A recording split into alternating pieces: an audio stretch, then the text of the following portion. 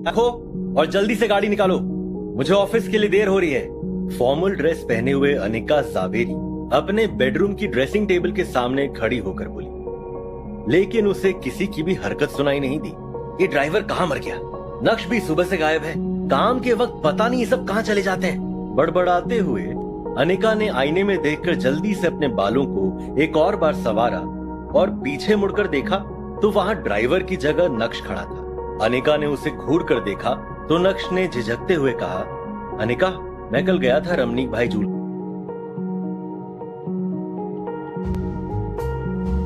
नक्श की हंसी और नाचने का पागल, मैं कल गया था रमनीक भाई जूलर्स के पास, लेकिन तुम्हारा सेट रेडी नहीं था।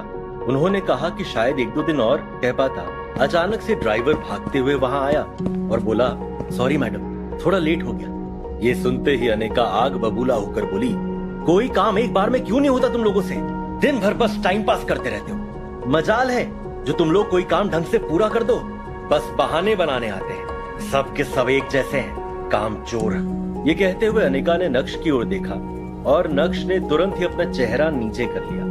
तभी ड्राइवर ने सर झुकाकर धीमी आवाज में कहा, सॉरी मैडम, आगे से ऐसा नहीं होगा। Sorry my foot. ये कहने के बाद जैसे अनिका अपना बैग उठाने लगी तो नक्श अनिका की मदद करने के इरादे से बोला, लाओ मैं ले लेता हूँ। लेकिन इससे पहले कि नक्श बैग उठा पाता, अनिका ने बैग उठाकर ड्राइवर की तरफ बढ़ा दिया और नक्श को पूरी तरह से इग्नोर करके वो कमरे से निकल गई। नक्श चुपचाप खड़ा उसे कमरे से जाते देखता रह गया। कुछ देर शांत खड़े रहने के बाद जैसे ही नक्श पीछे मुड़ा, उसकी नजर टेबल पर रखी एक फाइल पर पड़ी। जाहिर सी बात है, अनिका वो फाइल अपने बैग में रखना भूल गई। जैसे ही ये ख्याल नक्श को आया, वैसे ही उसने जल्दी से वो फाइल उठाई और अनिका के पीछे भागा। नक्श नीचे ड्राइंग रूम में पहुंचा तो उसने देखा अनिका किसी से फोन पर बात करती हुई हॉल से बाहर जा रही थी। जब हड़बड़ाते हुए नक्श तेजी से अनिका की तरफ बढ़ा तो वहीं पास में सोफे पर बैठी अनिका की कजन भाग्या की नजर उस पर पड़ी और ईविल स्माइल के साथ उसने नक्श के रास्ते में अचानक से अपनी टांग अड़ा दी। नक्श ने अपना बैलेंस खो दिया और वो सीधा जाकर अनिका की माँ चित्रा से टकरा गया, जो हाथ में ग्रीन टी लिए सोफे की तरफ बढ़ रही थी। नक्श की टक्कर से ग्रीन टी चित्रा के कपड़ों पर फैल गई थी। ये देखते ही नक्श के होश उड़ गए और चित्रा की आंखें फटी की फटी रह गई। वहीं दूसरी तरफ भाग्या ये देखकर बड़ी मुश्किल से अपनी हंसी रोकने की कोशिश करते हुए बोली, ओह माय गॉड, ये क्या कर दिया तुमने? दूसरी तरफ नक्श चित्रा के गुस्से से पूरी तरह से वाकिफ था। उसे पता था कि आते हुए कहा, सॉरी, वो मैं अनिका को फाइल देने जा रहा था और आप बीच में। इससे पहले कि नक्श अपनी बात कह पाता, चित्रा अपना आपा खोते हुए बोली, अच्छा तो मैं साहिबजादे के रास्ते में आ गई, इसमें भी मेरी ही गलती है ना? भाग्या को एक और मौका मिल गया और वो तुरंत ही चित्रा के पास गई। बड़ी माँ, आप ठीक तो हैं? अरे कोई जल्दी से डॉक्टर को बुलाओ, इस आदमी ने बड़ी माँ के ऊपर गरम गरम चाय गिरा दी। चित्रा ने भाग्या को शांत कराते हुए कहा, मेरी प्यारी बच्ची, तुझे कितनी फिक्र रहती है ना मेरी, लेकिन मैं ठीक हूँ, डॉक्टर की जरूरत नहीं है, बस इस निठल्ले आदमी ने मेरी साड़ी खराब कर दी। ये सुनते ही भाग्या ने अपना फोकस चित्रा की तबीयत से हटाकर उसकी साड़ी की ओर घुमाया और वापस से राई का पहाड़ बनाते हुए बोली, शिट, बड़ी माँ की इतनी महंगी साड़ी खराब कर दी। अरे ये साड़ी तो एकदम एक्सक्लूसिव कलेक्शन की है ना बड़ी माँ? एक तरफ भाग्या बात का बतंगड़ बना रही थी तो दूसरी तरफ नक्श ने देखा कि अनिका वापस अंदर आ रही है। नक्श चित्रा को इग्नोर करते हुए अनिका की ओर बढ़ा और एकदम शांत आवाज में बोला, अनिका, तुम ये फाइल भूल गई। अनिका के कदम गुस्से से नक्श की ओर बढ़े और उसने नक्श के हाथ में से वो फाइल छीनी और दोबारा फोन पर बात करते हुए नक्श को देखे बिना ही घर से बाहर निकल गई। बस अनिका की एक प्यार भरी झलक के लिए तरस गया था नक्श। तभी ड्राइंग रूम में लगी टीवी पर एक ब्रेकिंग न्यूज फ्लैश हुई। ब्रेकिंग न्यूज, गुजरात की सबसे बड़ी कंस्ट्रक्शन फर्म का भविष्य खतरे में। क्या भानुशाली ग्रुप ऑफ इंडस्ट्रीज इतने बड़े नुकसान से उभर पाएगा? अब कौन संभालेगा भानुशाली ग्रुप की बागडोर? जानने के लिए बने रहिए हमारे साथ। यह आवाज कानों में पड़ते ही नक्श का ध्यान एकदम से टीवी की तरफ चला गया था। वहीं इतने में एक नौकर पानी लेकर चित्रा के पास आया। नक्श ने ट्रे में से पानी का ग्लास उठाया और चित्रा की साड़ी साफ करने लगा। चित्रा ने नक्श के हाथ से पानी का ग्लास छीना और अपना काम खुद करने लगी। लेकिन अभी चित्रा की भड़ास शांत नहीं हुई थी। बेवकूफ, एक काम भी ठीक से नहीं होता और अब क्या ठीक से चलना भी सिखाना पड़ेगा तुम्हें? अब यहाँ खड़ा खड़ा मुंह क्या देख रहा है? दफा हो जा मेरी नजरों के सामने से। इतना कहकर चित्रा भाग्या की तरफ मुड़ी और बड़बड़ाने लगी। पता नहीं क्या सोचकर तेरे काका ने अनिका का हाथ इस आदमी के हाथ में दे दिया। हमारे तो भाग्य ही फूट गए। घर दामाद बनकर बस हमारी छाती पर मूंग दल रहा है। यह है जावेरी परिवार का घर। जावेरी परिवार सूरत की बड़ी बिजनेस फैमिलीज में से एक है। इस बड़े से शानदार घर में जावेरी खानदान का बड़ा परिवार रहता है और कई जॉइंट फैमिली की तरह इनके बीच में भी प्यार बस दिखावे का ही है। अक्सर यहाँ हर सुबह की शुरुआत ऐसे ही शोर शराबे से होती है और गलती चाहे हो या ना हो, इल्जाम हमेशा इस परिवार के दामाद यानी नक्श के सर पर ही आता है। पर नक्श ने कभी भी इस बात को दिल पर नहीं लिया। हर सुबह किसी और की गलती को अपने सर लेकर मुस्कुराते हुए वो अपने काम में लग जाता है। नक्श जो रुमाल से अपना हाथ पोंछ रहा था, चित्रा की बात सुनकर उसके हाथ रुक से गए। उसने चित्रा की तरफ देखा तो उसकी नजर वहीं पास में खड़े नौकर पर पड़ी जो नक्श को दया की नजर से देख रहा था। लेकिन नक्श के चेहरे पर एक शिकन भी नहीं थी, बल्कि उसके चेहरे पर एक हल्की सी मुस्कान आ गई और वो तुरंत ही ऊपर अपने कमरे की तरफ चल दिया था। सीढ़ियां चढ़ते हुए भी नक्श का ध्यान टेलीविजन पर चल रही ब्रेकिंग न्यूज पर था। वो भानुशाली ग्रुप के लॉस में होने की खबर सुनकर सोच में पड़ गया था। तभी चित्रा भी टीवी की वॉल्यूम बढ़ाते हुए बोली, हे माँ, भानुशाली ग्रुप तो सूरत का ही नहीं बल्कि पूरे गुजरात का सबसे बड़ा बिजनेस एम्पायर है। भला इनके साथ ऐसा कैसे हो सकता है? इनके साथ तो हम नया प्रोजेक्ट शुरू करने का सोच रहे थे। ये सुनकर तुरंत ही भाग्या ने कहा, बड़ी माँ परेशान क्यों हो रही हो सकता है ये हमारे लिए एक अच्छा साइन हो। मुझे लगता है कि हमें इनके नए सीईओ के साथ डील करने की कोशिश करनी चाहिए। यही सब सोचते हुए नक्श अपने कमरे में आईने के सामने खड़ा खुद को देख रहा था। नक्श के चेहरे पर हल्की सी मुस्कुराहट थी जो उसकी आंखों की चमक को और बढ़ा रही थी। तभी नक्श की नजर ड्रेसिंग टेबल पर रखी अनिका के पिता रसिक जावेरी की एक तस्वीर पर पड़ी और उसको देखते हुए नक्श ने कहा, गुरुजी देख रहे हैं आपके एक वादे के चक्कर में क्या क्या सहना पड़ रहा है। आप जाते जाते अनिका का हाथ मेरे हाथ में देकर मुझे झेलने के लिए अकेला इस घर में छोड़ गए। पर मैं भी ढीठ हूं। आपकी बीवी चित्रा को तो मैं हंसते हंसते झेल जाऊंगा। बस आपकी बेटी अनिका का दिल जीतना ही असली चुनौती है।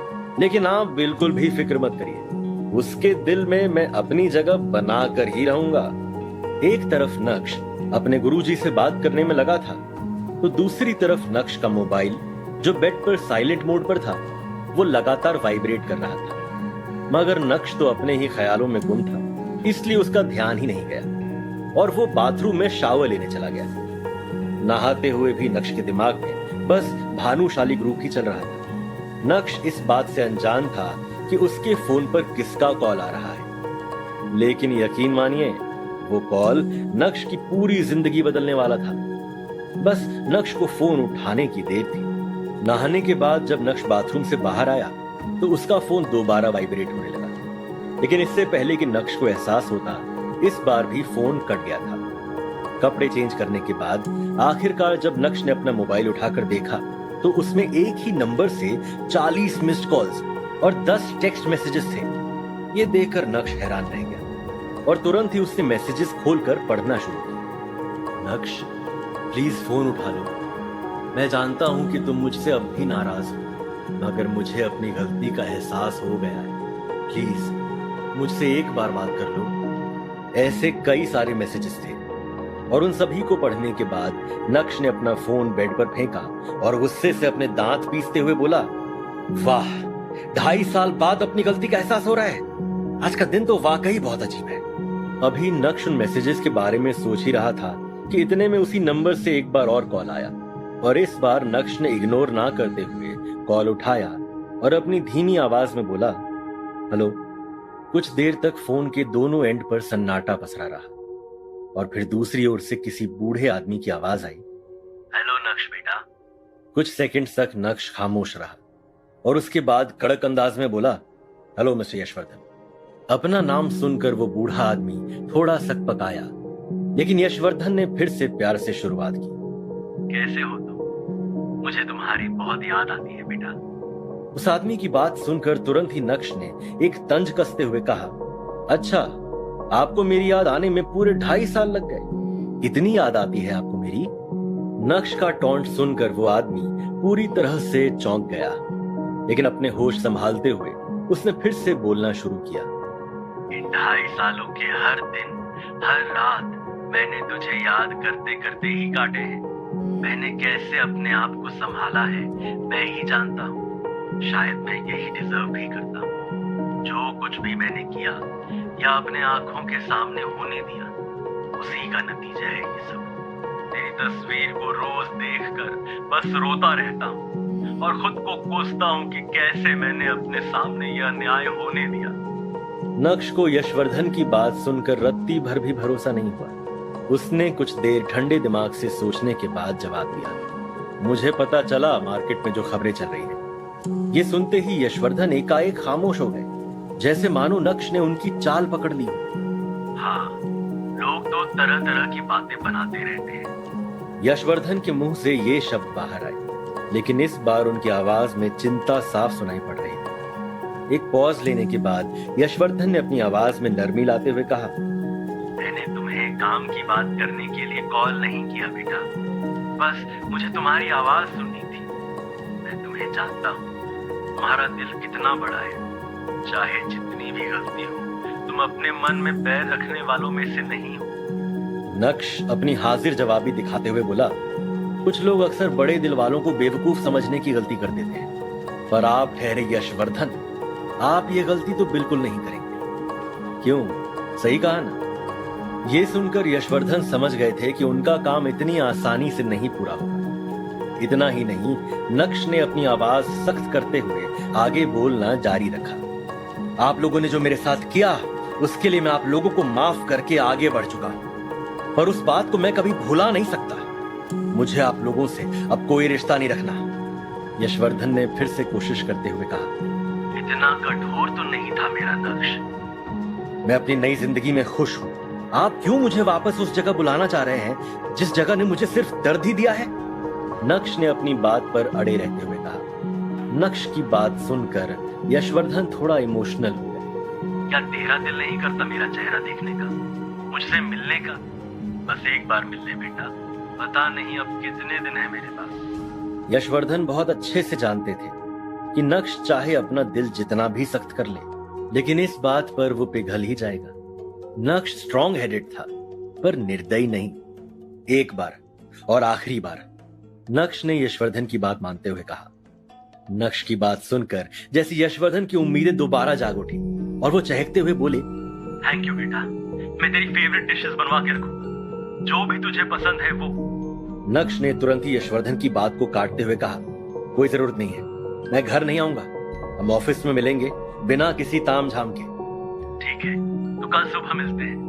मैं तुम्हें लेने के लिए अपनी गाड़ी भेज दूंगा। वैसे तो यशवर्धन को नक्श का अंदाज पसंद नहीं आ रहा था, लेकिन अभी यशवर्धन को नक्श की बहुत जरूरत थी और यही वजह थी कि वो नक्श की सारी बातें मान भी रहे थे। कोई जरूरत नहीं है, मुझे पता है भानुशाली ग्रुप ऑफ इंडस्ट्रीज का ऑफिस कहाँ है, मैं पहुंच जाऊंगा, बाय। इतना कहकर नक्श ने फोन काट दिया था। बीते 2.5 सालों में कभी भी यशवर्धन ने नक्श से कांटेक्ट नहीं किया था। 2.5 सालों से नक्श भानुशाली ग्रुप से भी बाहर था, और अब जब भानुशाली ग्रुप डूब रहा है तो यशवर्धन को नक्श की याद क्यों आ रही थी? ये सोच सोचकर नक्श और भी ज्यादा कंफ्यूज हो रहा था। तुरंत ही नक्श ने अपना लैपटॉप बाहर निकाला और इंटरनेट की हेल्प लेते हुए भानुशाली ग्रुप में चल रही हलचल जानने की कोशिश की। वैसे तो नक्श के हाथ में भानुशाली ग्रुप को लेकर कुछ हाथ नहीं आया, लेकिन उसके हाथ में ऐसा कुछ आ गया जिसे देखने के बाद नक्श की आंखों की चमक 4 गुना बढ़ गई थी।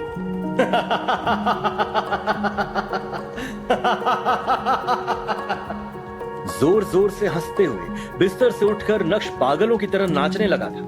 वो भूल गया था कि ये घर उसका नहीं है, वो तो बस इस घर का घर जमाई है। अब इस पागल को क्या हो गया है? क्या इसमें कोई माता वाता तो नहीं आ गई? नक्श के हंसने की आवाज सुनकर चित्रा का दिल बाहर आ गया था। नक्श ने ऐसा क्या देख लिया? आखिर नक्श इतना क्यों फड़फड़ाने लगा था? उसके हंसने के पीछे का राज क्या था? यशवर्धन को 2.5 साल बाद नक्श की जरूरत क्यों पड़ी थी? क्या नक्श भानुशाली ग्रुप को डूबने से बचा सकता था? अगर हाँ, तो क्या नक्श बचाने वाला था? यशवर्धन और नक्श की मीटिंग में क्या हो, जानने के लिए सुनिए